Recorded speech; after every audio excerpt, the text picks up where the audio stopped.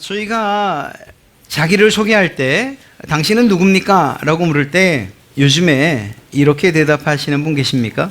저는 여흥민 씨 현감공파 몇 대손 누굽니다. 이렇게 얘기하십니까? 굳이 가문을 콕 집어서 어디 가문 사람이요? 어디 파요? 이렇게 묻는다면 혹시라도 이렇게 대답을 할까? 자기소개를 하는데 이렇게 대답하지는 않습니다. 만약에 이렇게 대답을 했다고 하면 그분은 이 대답을 통해서 뭘 말하려고 하는 걸까요? 첫째는 이러한 족보와 학렬을 통해서 우리의 조상이 누구고 나는 그 조상의 가문에 속한 사람입니다. 우리의 조상에는 누구누구가 있습니다. 뭐 이런 얘기를 하고 싶은 것 아니겠습니까? 또한 더 나아가서 나는 그런 가문의 누구입니다. 라고 이렇게 자신을 알리는 것일 겁니다. 사실 젊은 사람들에게 뿐만 아니라 지금 이 자리에 계신 분들에게도 굉장히 낯선 인사법이긴 합니다. 자기소개법이죠. 아마도 마태복음을 읽는 많은 사람들이 이런 낯선 그런 생각을 가지고 1장을 시작하게 될 거예요. 아브라함과 다윗의 자손 예수 그리스도의 계보라. 이게 다른 말로 하면 족보라는 이러한 의미지 않습니까? 아니, 마태는 자기 이야기를 시작하면서 족보 이야기로 시작을 한다고? 굉장히 낯선 그러한 생각을 가질 수 있을 겁니다.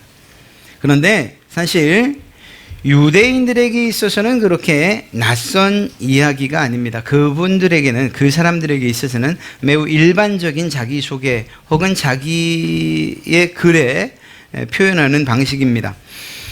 어떤 개인이 자신에 대해서 이야기를 서술할 때에 그 처음을 이러한 족보 혹은 계보로 시작하는 것, 이것은 그 사람들에게 있어서는 매우 일반적이기 때문인 거죠. 그렇기 때문에 이 글을 읽는 유대인들의 입장에서 이 글을 읽는다면 첫째는 매우 자연스럽고 자연스럽다 못해 그래?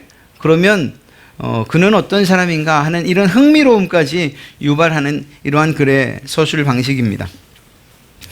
마태는 유대인들에게 이 글을 쓰면서 목적하는 바가 있었고 그것을 이 족보 안에다가 정말 고스란히 담아내고 있는 것을 우리는 보게 될 것입니다. 그 시작을 예수 그리스도의 계보라라고 시작하고 있습니다. 그러니까 마태를 향해서 당신이 믿는 예수 그리스도는 누구시오? 라고 묻는 이 대답에 예수 그리스도의 계보라라고 하면서 먼저 그의 족보, 예수 그리스도의 계보를 이야기해 주는 거예요.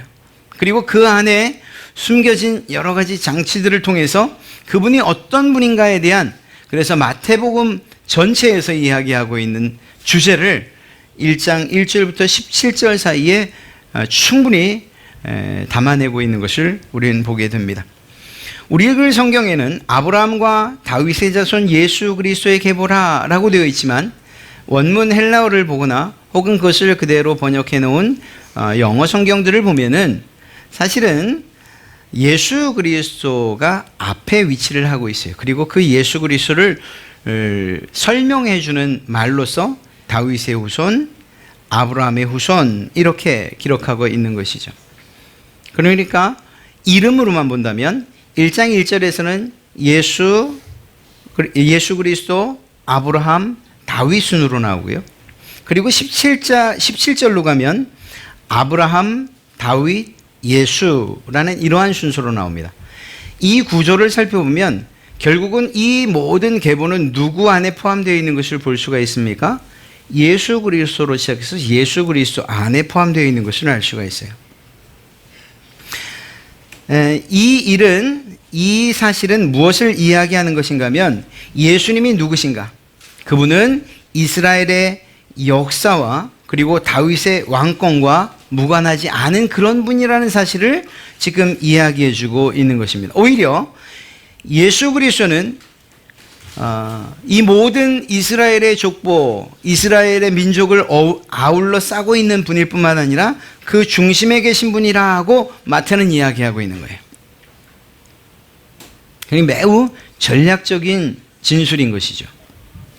자, 마태는 더 나가서 이 예수 그리스도의 계보를 세 수로 구분해내고 있는 것을 보게 됩니다. 참 다행히도 우리말 성경에도 이렇게 구분을 지어주고 있어요. 동그라미 2개를 통해서 1절부터 5절, 6절까지, 6절 중반이죠. 그리고 7절부터 11절까지, 그리고 12절부터 16절까지 이렇게 구분을 주고 있어요. 그리고 그 구분에 대한 설명이 17절에 있죠. 아브라함부터 다윗 때까지, 그리고 다윗으로부터 바벨론 사로잡혀갈 때까지, 그리고 사로잡혀간 이후, 이렇게, 그리고 예수님 때까지 세 단계로, 세 수로 구분해 이야기하고 있는 것을 보게 됩니다. 이러한 구분은 예수 그리스도가 어떤 분이신가를 설명하는데, 첫째는 이스라엘의 시작과 관여되어 있는 분이 예수 그리스도이시라는 거예요. 또 역사의 중요한 전환점을 제시하면서 다윗 왕과도 관계 있는 분, 오실 메시아와도 관계 있는 그분이 바로 예수 그리스도라는 것을 이야기하고 있는 것이죠. 더 나아가서 이렇게 아브라함으로부터 시작돼서 다윗 이전에 끝난 시대, 그리고 다윗으로부터 시작해서 바벨론 포로 이전까지, 그리고 바벨론 포로 이후의 시대를 이야기하고 있어요. 무엇인가 하면 아브라함으로부터 새 시대가 시작되었고, 다윗으로부터 새로운 시대가 시작되었고, 바벨론 포로 이후에 새로운 시대가 시작되어서 예수 그리스도 이전에 마무리 지었다는 거예요. 그러면 그 이후에 무엇이 기대되죠? 예수 그리스도로부터 인하여 새로운 시대가 열릴 것이라는 것을 기대하게 하는 거죠. 이렇게 14대씩 끊어서, 그리고 그 숫자에 담긴 의미도 있으나 어찌됐거나 이렇게 끊어서 이야기하고 있는 것은 이스라엘의 역사와 무관치 않고, 그리고 결과적으로 새로운 시대를 열어가실 그분이 바로 예수 그리스도시다. 아울러 구약과의 연관성 가운데에서 하나님이 아브라함에게 하셨던 약속, 다윗에게 하셨던 약속, 포로기 이스라엘 백성들에게 하셨던 이 약속의 주인공이 바로 새 시대를 열어가시는 예수 그리스도다라는 이러한 사실들을 분명하게 드러내고 있는 것입니다. 이 족보 하나를 통해서. 그런 면에서 우리는 아주 큰 다윗이 구분해 놓은 이 구분들을 통해서 우리는 아주 명확하게 예수 그리스도께서 구약에 약속된 성취자와 완성자로 오셨다는 사실을 우리는 분명하게 알게 되는 거죠. 첫 번째, 아브라함의 자손으로 오신 그 예수 그리스도, 그분은 복의 근원이십니다. 아브라함에게 하나님이 약속을 하시죠. 창세기 22장 16절부터 18절을 보면 이렇게 기록하고 있습니다. 이르시되 여호와께서 이르시기를 내가 나를 가리켜 맹세하노니 내가 이같이 행하여 내 아들 내 독자도 아끼지 아니하였은즉, 이삭을 제물로 바치고자 했을 때 그 이후에 주신 축복의 말씀입니다. 하나님께서 말씀하셔요. 내가 너 아브라함에게 큰 복을 주고 내 씨가 크게 번성하여 하늘의 별과 같고 바닷가의 모래와 같게 하리니 내 씨가 그 대적의 성문을 차지하리라. 또 내 씨로 말미암아 천하 만민이 복을 받으리니 이는 내가 나의 말을 준행하였음이니라 하셨다 하니라. 여기에서 내 씨가 라고 하는 이 지칭되어 있는 사람은 누굴까요? 1차적으로는 바로 이삭이죠. 혈통적으로 볼 때에 다윗의 이 아브라함의 후손으로 지명되고 지목된, 하나님께서 그렇게 인정하신 이삭입니다. 그러나 이삭의 삶을 통해서 봐도 이 복이 이루어지지 않았고, 그리고 더 정확하게 이때에 약속되어진 아브라함의 씨는 결국 누구를 통해서 완성되어지는 것을 볼 수 있느냐? 그것을 오늘 답주고 있는 거예요. 아브라함에게 하나님이 약속한 그 내 씨를 통해서 온 천하만민이 복을 받겠다 내가 약속했는데 그 씨가 누군 줄 아느냐? 바로 예수 그리스도다라는 사실을 이야기해 주고 있는 것입니다. 그러니까 우리는 이 글을 읽으면서 아브라함에게 하셨던 그 약속이 예수 그리스도, 내가 믿는 그 예수 그리스도를 통해서 성취되었구나. 예수 그리스도를 통해서 온 천하만민이 복을 받게 되는 것이구나. 그 복의 수혜자 가운데 바로 내가 들어가 있구나라는 사실을 알게 되는 것이죠. 마태는 모든 초점을 예수 그리스도에게다 맞춰주고 있는 것을 보게 됩니다. 이 사실에 대해서 사도 바울이 잘 해석해 주고 있어요. 갈라디아서 3장 16절 말씀을 보면 이 약속들은, 이 아브라함과 했던 이 약속들은 아브라함과 그 자손에게 말씀하신 것인데 이것을 가리켜 그 자손들이라고 하지 않고 오직 한 사람, 그러니까 복수형을 쓰지 않고 내 씨라는 단수형을 쓴 것이 무슨 이유겠는가? 바로 그 내 자손이 예수 그리스도를 의미하는 것이기 때문이라고 아주 친절하게 설명을 해주고 있습니다. 그러니까 하나님께서 다윗에게 하셨던 그 약속은 누구를 통해서? 이삭이 아닌, 그리고 그 민족들 가운데 그 누군가가 아닌 예수 그리스도를 통해서 성취되고 완성될 것이라는 것을 분명히 드러내고 있는 것이죠. 마태는 알고 있었고 그것을 지금 전파하고 있는 거예요.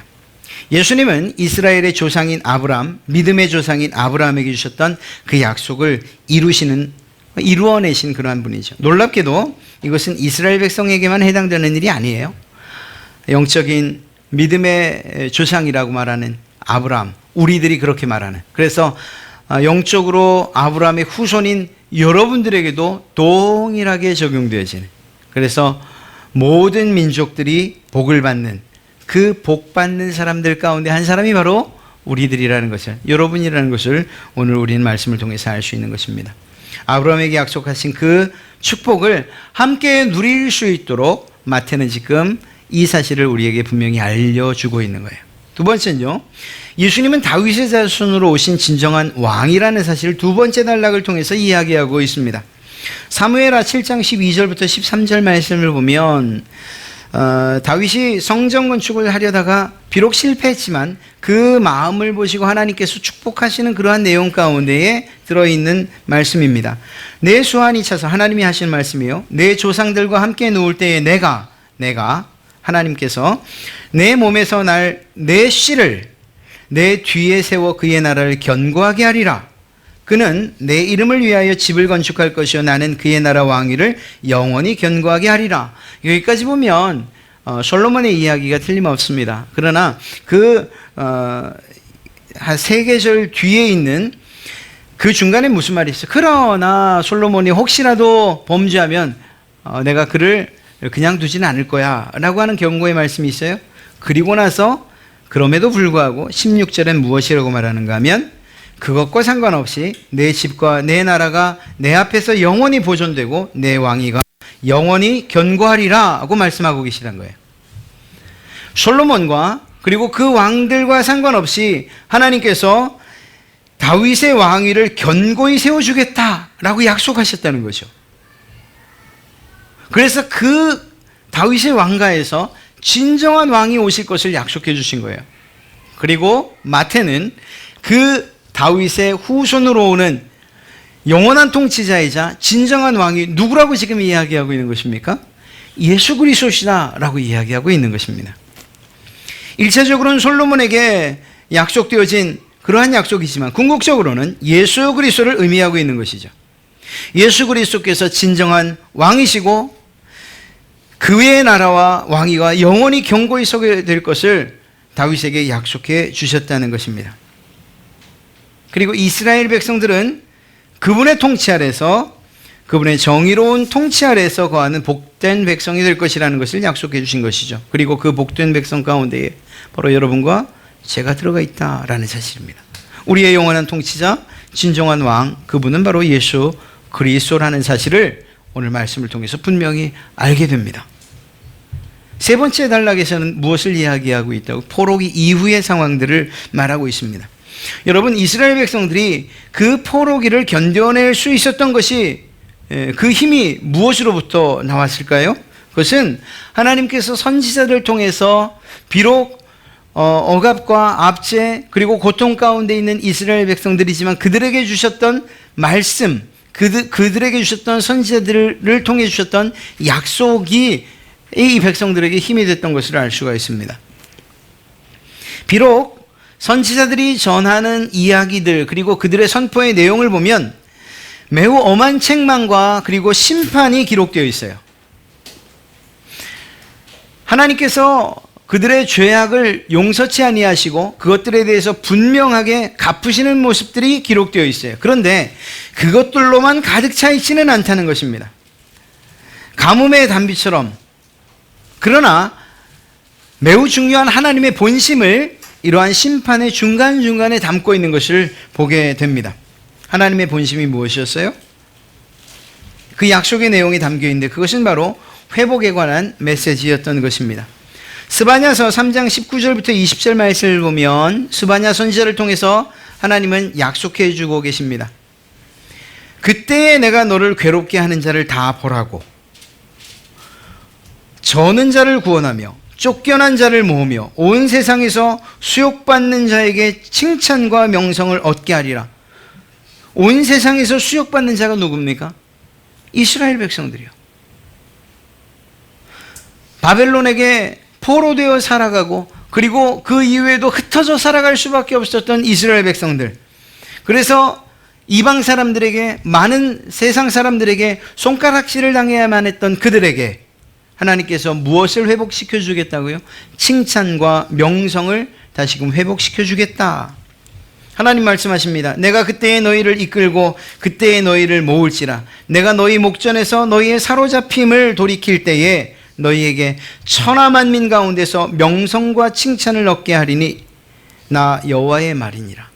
하나님께서 비록 그들의 죄악 때문에 그들을 징계하고 계셨으나 아버지와 같은 마음으로, 어머니와 같은 마음으로 그들의 회복을 진심으로 원하셨고, 그것은 하나님의 사랑과 자신의 백성들을 향한 인자하심으로부터 시작됐다는 사실을 우리는 알게 됩니다. 그리고 그 가운데에 무엇이 이스라엘 백성들 마음 가운데 기대가 됩니까? 자신들을 구원할 메시아. 메시아에 대한 기대가 이스라엘 백성들 마음 가운데 가득가득 차오르게 됩니다. 마태는 무엇을 말하는 거죠? 그때의 선지자를 통해서 예언되고 너희를 회복시킬 것이라고 약속되었던 그 메시아가 누구냐? 바로 예수 그리스도시다 라고 이야기하고 있는 거예요. 그러니까 이스라엘이라고 하는 선택받은 나라의 시작으로부터 또한 그 나라의 매우 중추적인 뼈대와도 같은 왕조에게 하셨던 그 약속, 비록 죄와 고통, 죄로 인한 고통, 그들의 심판 가운데에서 당하던 그러한 압제와 치욕스러움 가운데도 하나님이 주셨던 약속, 메시아에 대한 약속, 그것이 누구를 통해서 이러한 이스라엘 전 역사에 하셨던 하나님의 이러한 언약이 누구를 통해서 지금 이루어지고 있는가? 예수 그리스도를 통해서 이루어지고 있다라고 마태는 이렇게 이 족보들을 통해서, 계보를 통해서 예수 그리스도를 소개하고 있는 거예요.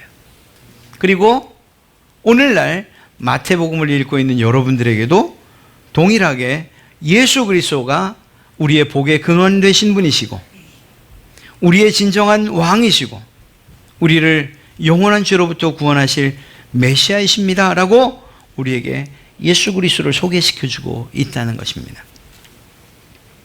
마태는 이렇게 각각 다른 세대 그리고 다른 이들에게 하신 하나님의 약속을 한 번에 성취하시고 완성하신 그분이 바로 예수님입니다 라고 말하고 있는 것이죠.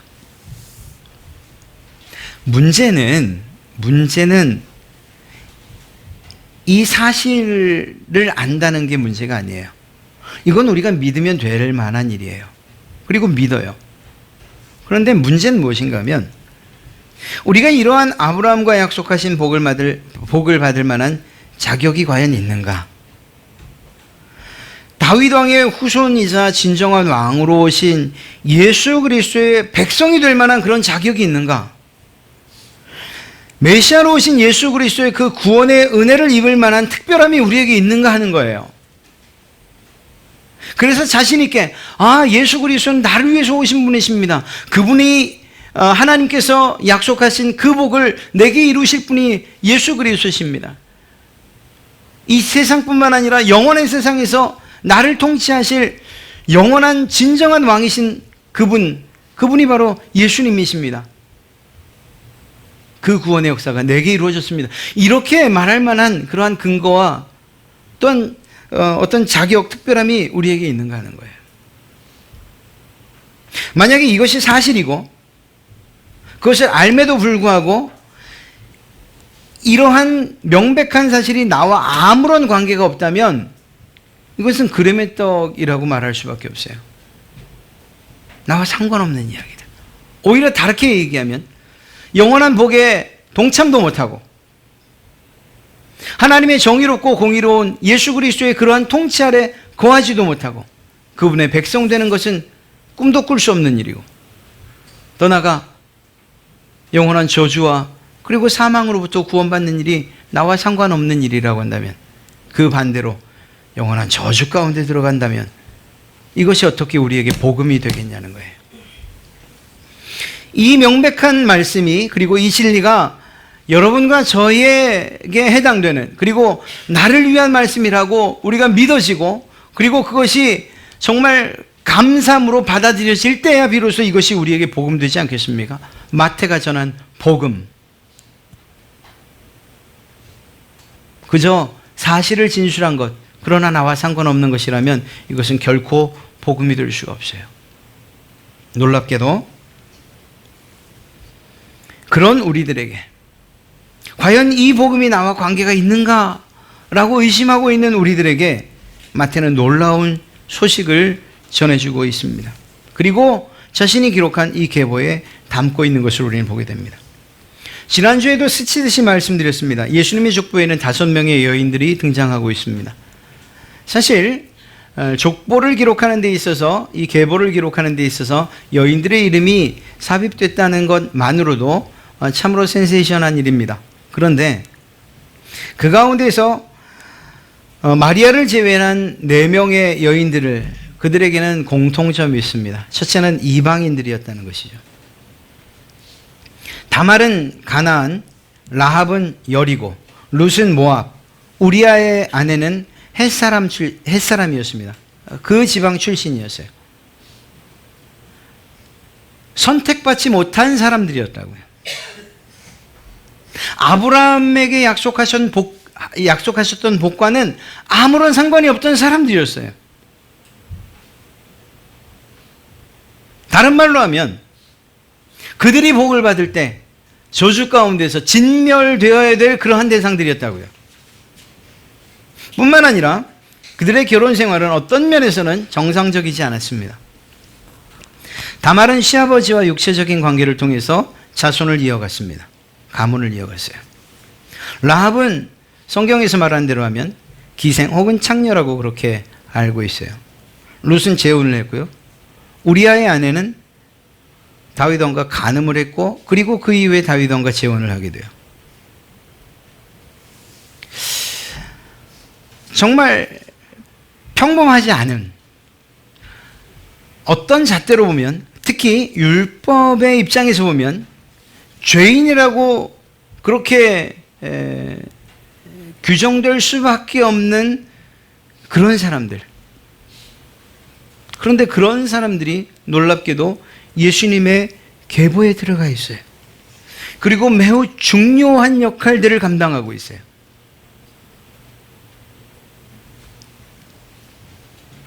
오히려 매우 정상적이고 모범적인 사람들, 아브라함의 아내 사라나, 이삭의 아내 리브가나, 야곱의 아내들에 대한 이름은 기록조차 되어 있지 않아요. 여러분, 이것이 과연 무엇을 이야기하는 걸까요? 하나님, 과연 이 아름다운 족보가, 흠모할 만한 이 계보가 나와 무슨 상관이 있습니까? 정말 내가 이 말씀, 이 복음이 나와 상관이 있습니까? 라고 묻는 우리에게 주님께서 마태를 통해 이야기하는 거예요. 당연하지. 그 안에 도저히 들어갈 수 없는 사람들의 이름이 기록되어 있지 않느냐라고 말씀하시는 거예요. 세상 사람들이 볼 때에, 심지어는 율법 아래서 볼 때도 죄인으로서 돌맞아야 될 사람들의 이름이 여기 이렇게 기록되어 있지 않느냐. 그리고 말씀하신 것이 너라면 충분하다, 이렇게 말씀하시는 거예요. 예수님께서 누구를 위해 오셨는가? 그의 은혜를 입을 자들이 누군가? 라는 데에 대한 대답을 이 계보 가운데 포함된 몇 명의 이름들이 우리에게 그 답을 주고 있는 거예요. 이 말은 무슨 말인가 하면 하나님의 은혜를 받을 만한 사람들, 그 선택과 그리고 그 자리에 들어가는 것은 우리 편에서 결정할 일이 아니라는 거예요. 하나님께서 결정하실 일이라는 거예요. 이 사실을 이 왕의 이름들이 나열된 이곳에서도 볼 수가 있습니다. 여러분, 몇몇 괜찮은 왕들이 있어요. 그리고 하나님 앞에서 칭찬받은 왕들이 있어요. 그러나 그 왕들조차도 그들의 삶을 보면 사실은 매우 허점투성이요, 또 죄와 상관 있는, 정말 이렇게 손가락질 받을 만한 그러한 일들을 했던 것을 보게 됩니다. 다윗 왕만 봐도 그래요. 하나님의 마음에 합한 자였습니다. 하나님께서 정말 사랑한 사람이었습니다. 그러나 실제적으로 그가 우리아의 아내를 범하고 또한 그 죄를 덮기 위해서 우리아를 살해하기까지 한 사람이었어요. 솔로몬은 지혜롭다는 그러한 정말 아름다운 명성은 얻었으나, 그러나 그가 무분별하게 들여왔던 이방 여인들을 통해서, 그러한 정략 결혼들을 통해서 이스라엘 땅에 온통 우상들이 차고 넘치게 해버리고 말았어요. 그리고 그 영향력 때문에 그 뒤에 북이스라엘대로 완전히 멸망을 당했고, 남유다는 그래도 명맥을 유지했으나 그 우상 숭배로부터 자유로워질 수 없었어요. 산당을 짓는 일까지 했으니 말입니다. 르호보암은 매우 잔혹하게 백성들을 다스렸고, 그리고 하나님의 율법을 저버렸죠. 아비야라고 하는 왕, 아버지의 뒤를 따라 살아갔습니다. 아사는 주님을 의지하지도 않았습니다. 여호사밧은 북이스라엘 왕과 어리석은 맺어서는 안 되는 동맹을 맺는 그러한 죄를 범하죠. 요람은요, 왕위를 지키기 위해서 자기 형제들을 죽이는 이러한 일들을 합니다. 우시아는요, 교만합니다. 그래서 주님의 제단에 제사장만이 할 수 있는 분향을 자기가 직접 하게 됩니다. 요담은 산당들을 제거하지 않는 그러한 죄를 범했습니다. 아하스는 우상을 숭배했습니다. 더 나아가서 자녀들을 제물로 바치기까지 하는 이러한 극악무도한 죄악을 저지릅니다.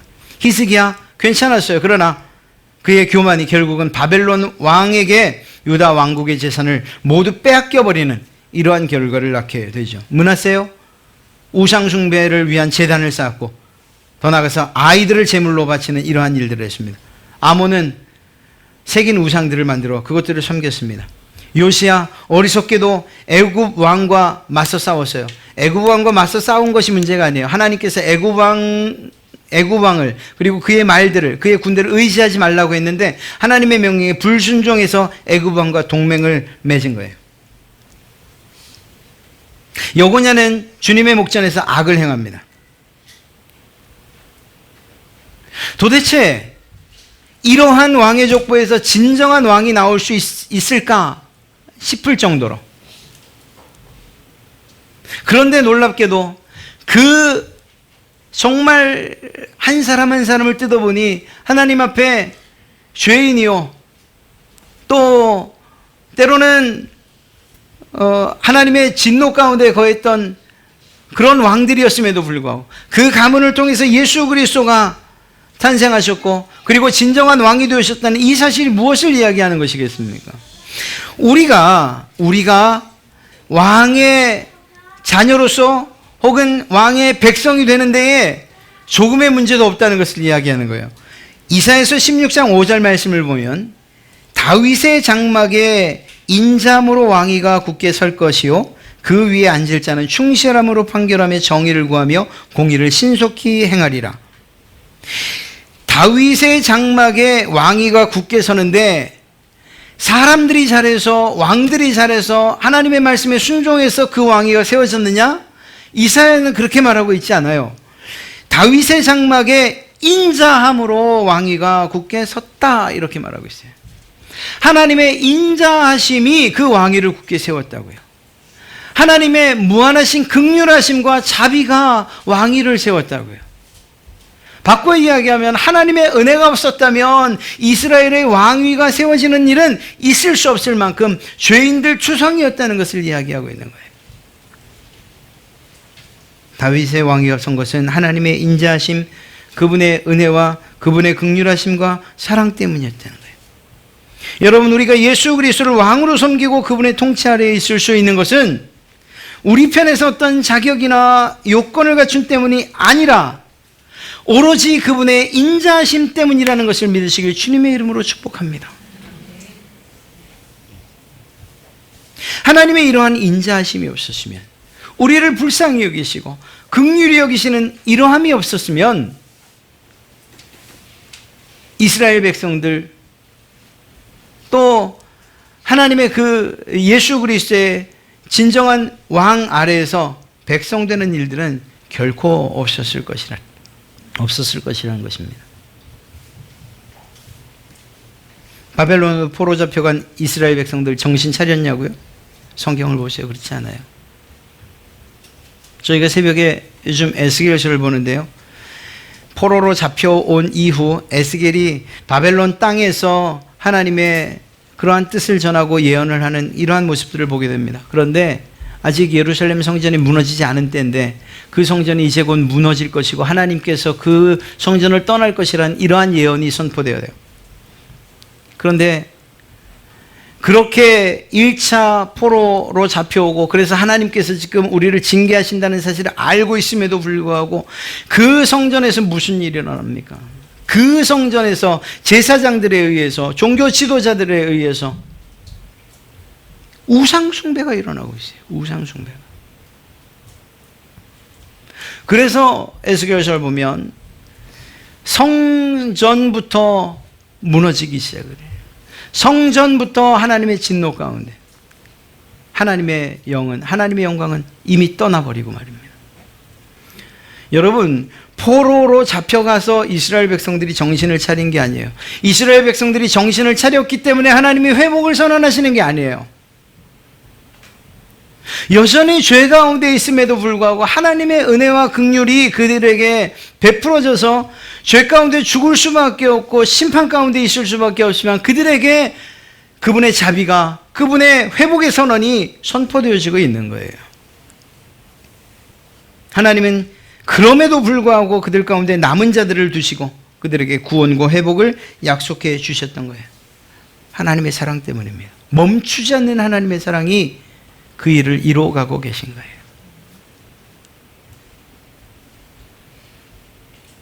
우리의 자격이나 조건, 내가 과연 하나님의 은혜 가운데 하나님의 복을 받을 수 있는 사람인가, 이런 거 따지지 마세요. 오히려 그런 마음이 있으시다면 하나님 앞으로 나가서 자격 없는 제가 왔습니다.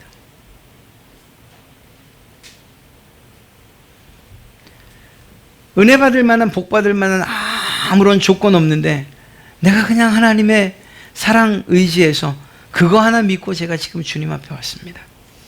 이렇게 고백하세요. 오늘 이 족보를 통해서 본받을 만한 유인이 없어요. 그러나 사람은 다 그래요. 모두가 진노 가운데서 죽어갈 수밖에 없어요. 그럼에도 불구하고 이렇게 아름다운 족보로서 이름이 기록될 수 있는 것은 하나님의 은혜가 있었기 때문이고, 그 하나님의 은혜와 사랑의 이 절정체가 바로 예수 그리스도로 우리 가운데 오신 것인 줄로 믿습니다. 어떤 일들 때문에 낙심하지도 마시고 포기하지도 마세요. 특히 하나님을 사랑하는 이런 사랑으로부터 뒤로 물러서지 마세요. 오히려 우리의 부족함을 알면 알수록 하나님의 은혜를 더 사모하고 그분 앞으로 더 가까이 나가십시오. 그분의 은혜와 사랑을 더 크게 경험하게 될 것입니다. 우리가 할 일은 그 은혜와 그 사랑에 대해 감사하는 거예요. 마태의 족보에 기록된 인물들이 여러분을 향해서 외치는 거예요. 하나님의 선하심과 인자하심을 날마다 기억하십시오. 오직 그분만을 찬송하십시오. 그분께만 영광 올려드리며 살아가십시오. 우리는 비록 보잘것없지만 그러나 하나님의 은혜 가운데 그분의 계보 가운데 이렇게 들어와 있지 않습니까? 당신들의 이름도 생명책에 그 영원한 생명책에 기록될 것을 믿고 하나님 앞에 담대히 나가십시오. 그분의 은혜를 구하고 그분께 감사하고 그분께 온전한 영광을 올려드리십시오. 이것이 지금 이 마태의 복음 서두에 기록된 인물들이 여러분들에게 외치는 소리예요. 이 음성에 귀 기울이셔서 하나님의 은혜 가운데로 더 깊이 들어가시는 그런 여러분 되시길 주님의 이름으로 축복합니다.